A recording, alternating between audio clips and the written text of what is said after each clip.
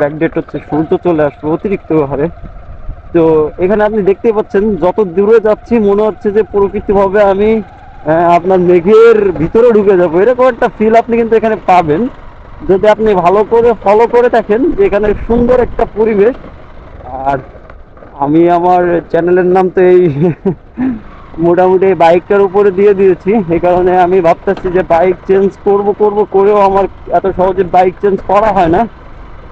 ওদিকে আমরা হচ্ছে মোটামুটি দুই ভাই এখন লেগে গিয়েছি টোটালি এই যে কন্টেন্ট ক্রিয়েশনের যে কাজটা, এটা মোটামুটি আমরা দুই ভাই লেগে গিয়েছি একদম পুরোপুরি ভাবেই, কোনো মিস নাই। তো আমরা এখন সোজা যাব, এই রাস্তার মাঝখানে কোথাও এক জায়গায় ব্রেক দেব, এবং ব্রেক দেওয়ার পরে সেখানে আমরা সুন্দর করে কিছু কথাবার্তা বলে, এবং সাথে ক্যামেরা নিয়ে আসছি ডিএসএলআর, তো ওখানে কিছু ছোট ভাই শ্যুট করব, এবং করে আজকে শেখাবো আমার ক্যামেরার শ্যুট কীভাবে করবে এটা শেখাবো, এবং সামনের দিনে যেন আমার ক্যামেরা ধরতে পারে এবং গিম্বেল আমি ব্যবস্থা করব সেটা যেন সঠিকভাবে ধরতে পারে, তো সেই বিষয়গুলো ওকে দিয়ে একটু শেখাবো। তো এই মুহূর্তে আমরা আছি হচ্ছে যেখানে, সেটা হচ্ছে আপনারা দেখতেই পাচ্ছেন কালাপাখির যে অবদা, তো অবদার পাড়ে আছি। এখানে অনেক গরুও দেখা যাচ্ছে, দেখছেন কত সুন্দর কাউ। তো এটা খুব সুন্দর একটা পরিবেশ। ওখানে ওই সাইড হচ্ছে নদী, আর এই সাইডে হচ্ছে আমরা অবদা দিয়ে যাচ্ছি। সূর্য একদম পুরা খাড়াখাড়ি আমার চোখের পরে এসে পড়তেছে। তো এটা হচ্ছে একটা ভালো একটা পরিবেশ, আপনি না আসলে বুঝবেন না।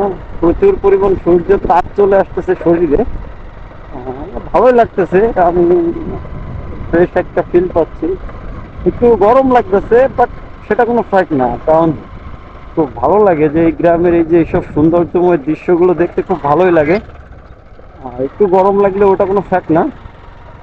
আমি আমার ছোট ভাইকে নিয়ে এখন ঘুরতে বেরোলাম দুপুরবেলা, পকেটে কিন্তু একটা টাকাও নাই, জানি না কোথায় যেয়ে ঠেকবো এবং আমরা কোথায় গিয়ে কি করব।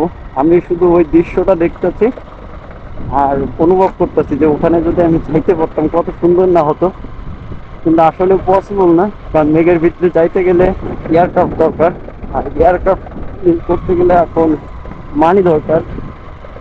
হ্যাঁ, কোনো একদিন যাবো আমরা, হেলিকপ্টারের ভিডিওই দিব। এটা আসলে আশা না থাকলে মানুষ বাঁচে না, আশাই মনে করেন সব কিছু। যত চিন্তা ভাবনা আপনার যত হাই কোয়ালিটি থাকবে, আপনার চিন্তা ভাবনা পূরণ হওয়ার সম্ভাবনাও বেশি থাকবে। হয়তো পুরাটাই না পারলেন, কিছু কম পাইলেও দেখা যাচ্ছে তার কাছাকাছি আপনি যাইতে পারবেন যদি আপনার চিন্তা ঠিক থাকে, এবং ইচ্ছা যদি ইচ্ছা শক্তিটা যদি প্রখর হয়।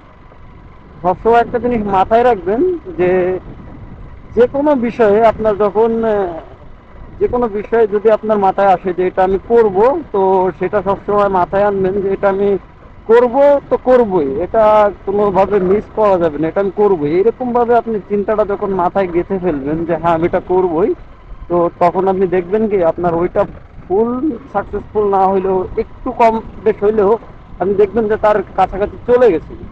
আর যদি ইচ্ছা শক্তি অনেক বেশি প্রখর থাকে, তো আপনি যেহেতু মানুষ, তো আমার মনে হয় মানুষ হিসাবে মানুষ কিন্তু সবই পারে চাইলে। ঠিক আছে, এটা হচ্ছে মেন কথা। কারণ এখানে পৃথিবীতে আমরা যেগুলো হচ্ছে দেখি এগুলা বেশিরভাগই তো এই যে ক্যামেরা, হেলমেট, গাড়ি, বাইক, এয়ারক্রাফট, এত কিছু সবই তো মানুষের দ্বারাই পসিবল হয়েছে, তাই না? কেউ না কেউ কিন্তু নিজের ব্রেন দিয়ে এক একটার পর একটা ইঞ্জিন টিঞ্জিন বানিয়ে মোটামুটি। তো এই কারণে সব কথার এক কথা, কাজ যতই জটিল হোক না কেন ইচ্ছা শক্তি প্রখর হওয়া লাগবে, তাহলে আপনি লাইফে সাকসেসফুল পাবেন। তো আমরা এত সময় ছিলাম অবদার রাস্তায়, আমরা এখন আস্তে আস্তে ঢুকে যাচ্ছি মেন রোডের দিকে।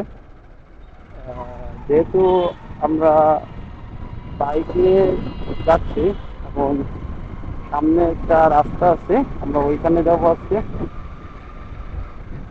জানি না বাইক আবার দিন থেকে ঠেলা লাগে কিনা। আজকে যদি বাইকে তেল ফুরিয়ে যায় তাহলে তো রাস্তায় গিয়ে মোটামুটি কারোর কাছে না কারোর কাছে হেল্প চাইতে হবে, এবং একটা কিছু হয়ে যাবে। এখন দেখা যাক কি হয়, আগেও তো নিয়ে বেরোয় নাই। বাইকটা নিয়েছি আর বের হয়ে গেছি। আসলে অনেকদিন বাসায় বসে তো বোর হয়ে যাচ্ছিলাম,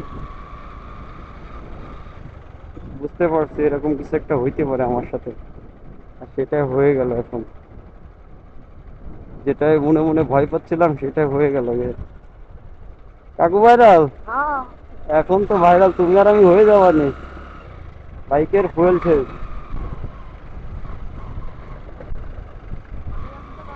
যেটাই ভাবছিলাম সেটাই হয়ে গেছে ভাইয়া, এখন কি হবে? হুম।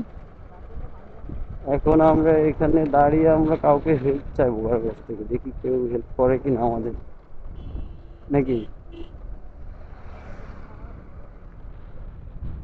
হুম।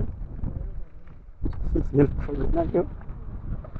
তো আমাদের বাইকের ফুয়েল শেষ, আমরা এখন এখানে আটকে গেলাম।